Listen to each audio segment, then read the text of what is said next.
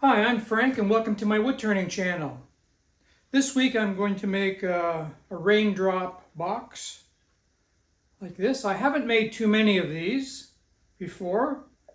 In fact, I've only ever made two of these, so I thought these would be kind of interesting. I'm going to try my hand at making a few of them.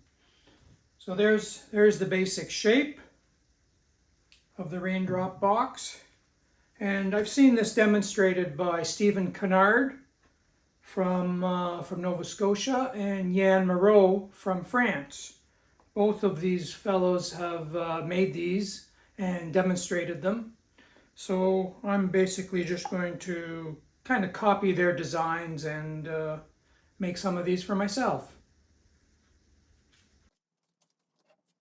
The first thing we have to do is to find the center on both sides of this piece, because I'm going to start it by just mounting it between centers.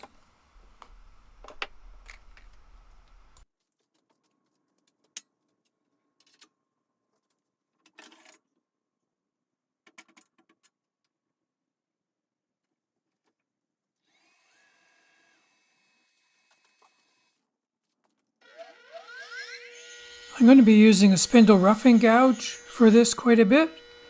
So here I am just sharpening it up and making sure it's good and sharp for the work I'm going to use it for.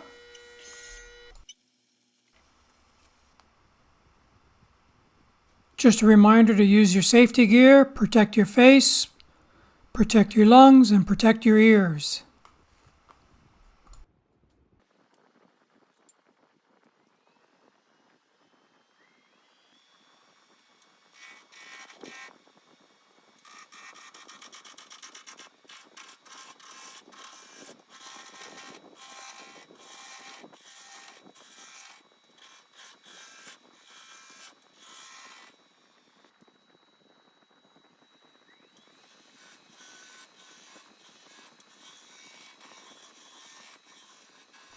All I'm doing here is just making the piece round, and you can see sometimes with the spindle roughing gouge you can actually go forwards and go backwards with it.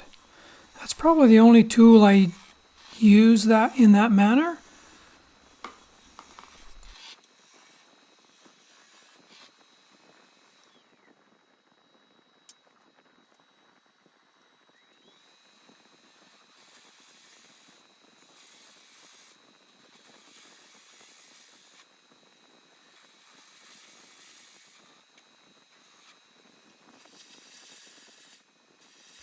And here I'm just putting a dovetail tenon on each end.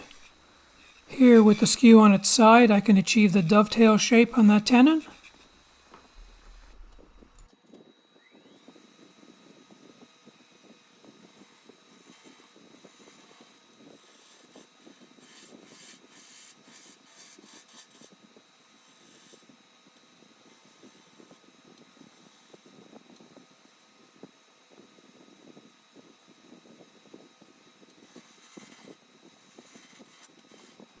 Now I'm just going to roughly shape the piece, and I'll just continue using that spindle roughing gouge because I'm not into fine detail yet.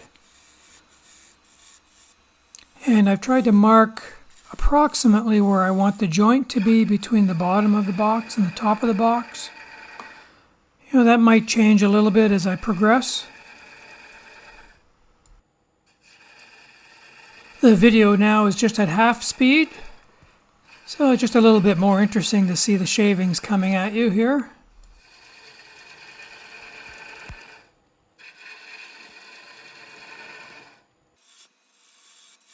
In terms of proportions of the overall shape, I'm strictly going with something that I think has a good form. So I haven't really done a lot of measuring in terms of where I should make the break between the top and the bottom. I've made a few of these and they're all a little different. I'm just going for what looks good.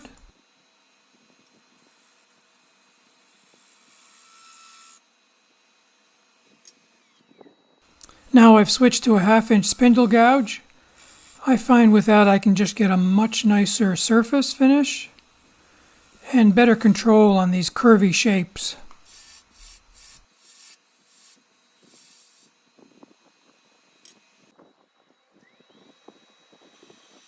Now that I have the central region kind of shaped, I can just part right through the piece and then work on each half independently, the top and then the bottom.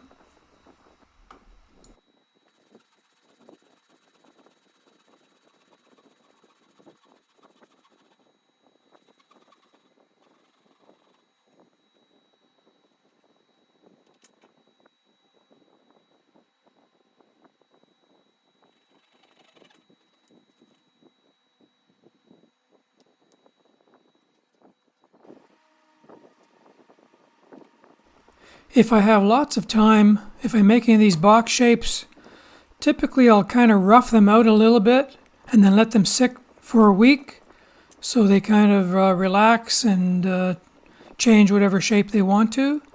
Then you get a much better fit. But in this case, I'm just going to proceed. So here I'm just drilling out, and I typically start with the lid. So this is the lid area, and I'm going to drill it out in a couple of stages to get down to the depth that I'm looking for.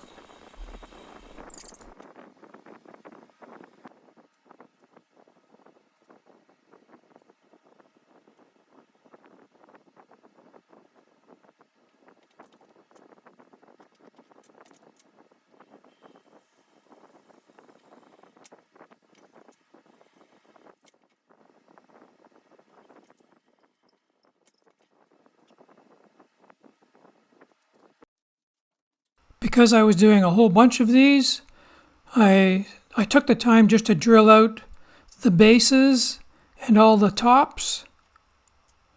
So that's why I'm doing it now. Otherwise, I would have just continued with the lid area or the top area and then hollowed it out.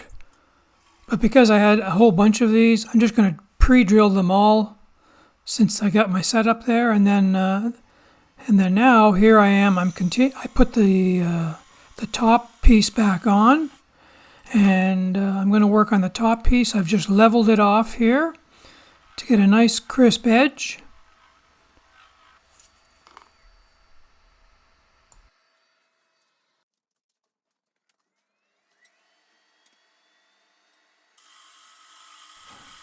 I find the simplest way to hollow these end grain pieces out are to just step on the other side of the lathe and then just use a little 1/2-inch bowl gouge. And here you can see it's quite effective and quite quick to shape this and remove the inner surface. It does get a little bit trickier as it gets deeper, but you can do it. Just a lot of practice.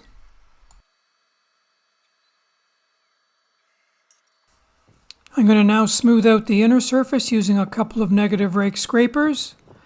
This little thin one is good to get down way down in this small hole area. And then as it gets wider, I can use this wider negative rake scraper. And this works really good on end grain.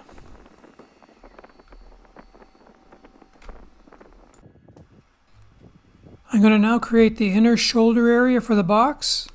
And this is a nice little tool made by Cindy Drozda. It's undercut a bit, so it does a great job at just giving a nice straight edge. If you don't have anything like that, I guess you can just use a skew on its side.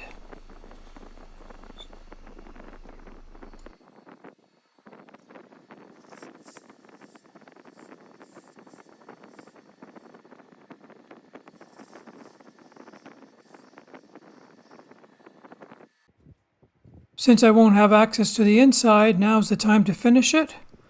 I'm just going to use this simple friction polish on the inside.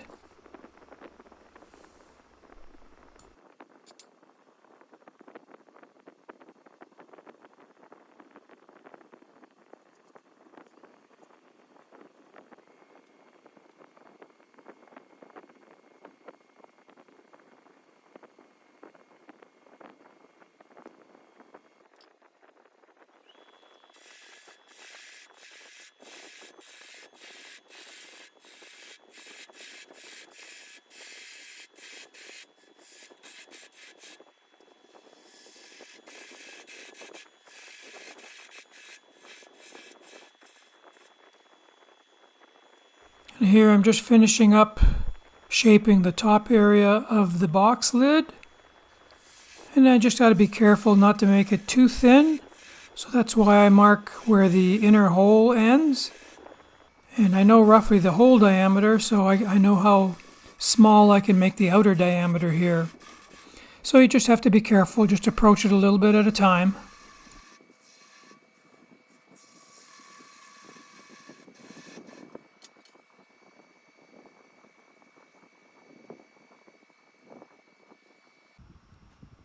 And this gives an early idea of what it looks like. Now I'm going to proceed and work on the base of this little box. Basically, I'm going to go through the same process. I'm going to level off that surface on the outer edge, hollow out the inside, and then create a bit of a step that fits in and matches the top area, so the lid will fit into the box.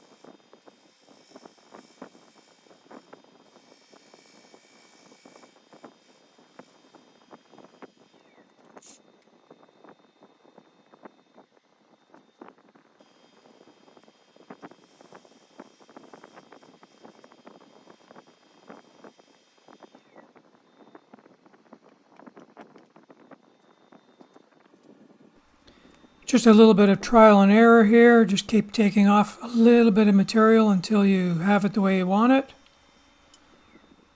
And oops, I made it a bit too loose. Okay, I want it tight here because I need to join the two pieces while I'm turning the top. So I'm going to finish this up on the inside, sand it, clean it up, and then apply the finish on the inside surface here again.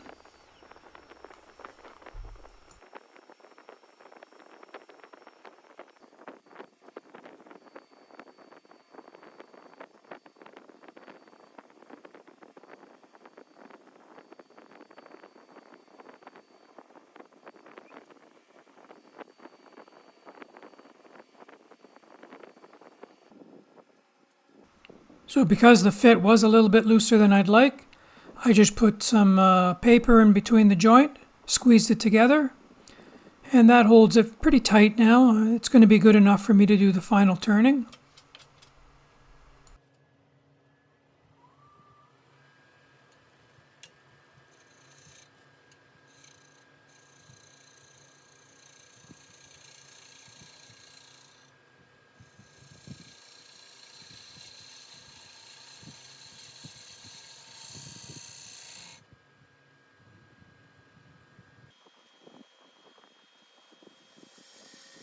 If you are nervous about going right through the piece, you can always stop the lathe, take it apart, and measure the thickness of that top piece again, just so you're fairly sure you don't go through. Because I know where I am, up at the furthest point in, where that little line is, I know what depth I can go to there. I feel pretty confident I won't go through.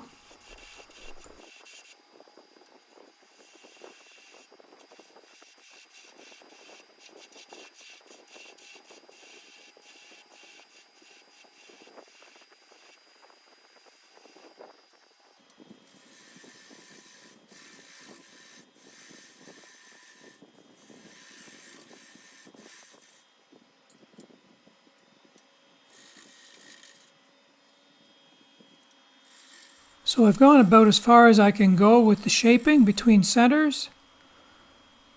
So now's a good time to basically sand as much of the piece as I can, with the only remaining sanding will be just on that very tip of the raindrop box, or the very top of it.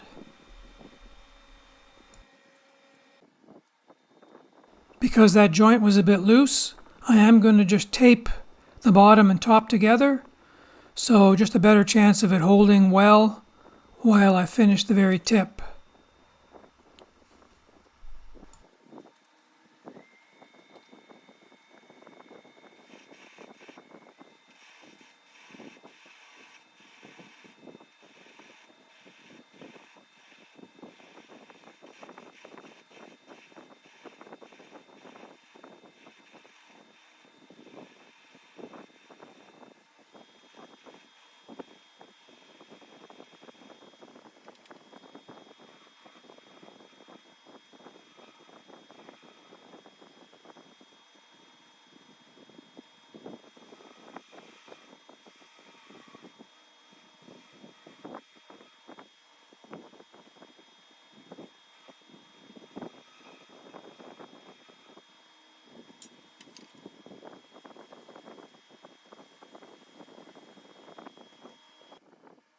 The piece is very plain, so I'm going to try putting a little bit of alcohol-based dye on this, just to give it a little bit of color. Well, we'll see how it turns out. Normally, I would want the wood to be a lot more figured than this is, but we'll just see how this does.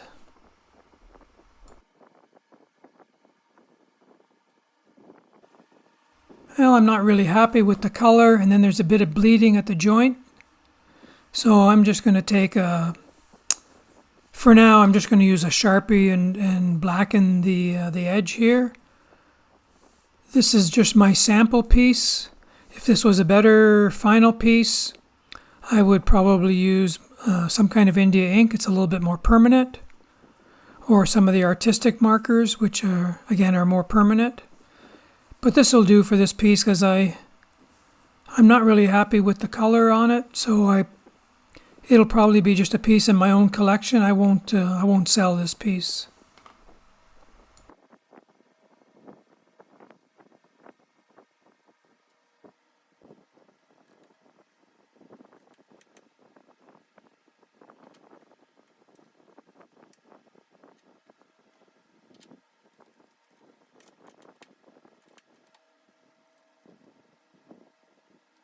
Now to clean up the bottom, I can just use some larger dovetail jaws, and that does a really nice job of grabbing the piece without marking it up.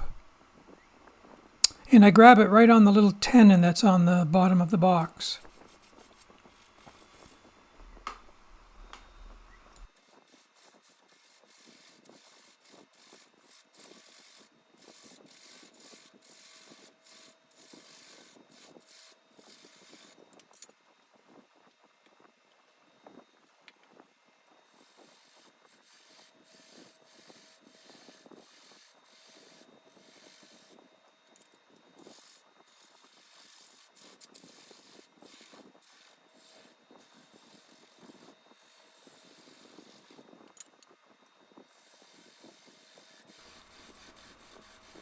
This final cut under here gets a bit tricky, so you want to be really careful that your gouge doesn't slide up the side and scratch your piece. So I'm just using a little spindle gouge to finish that off. Undercut it a little bit. Saw off as much of the nub as you can, and then finish that off again with a little spindle gouge.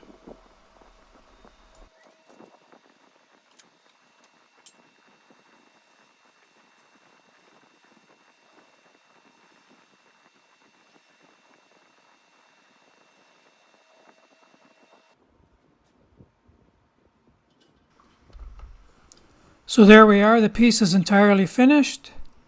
And as I mentioned, I did make up a bunch of other ones. So stay tuned for some pictures. The very last image shows a bunch of other ones. Some died, were more successful. And then some other ones just left as plain. I have a cherry one, an ambrosia maple one, and a walnut one. And to finish these, I just simply used a rattle can of spray lacquer, semi-gloss.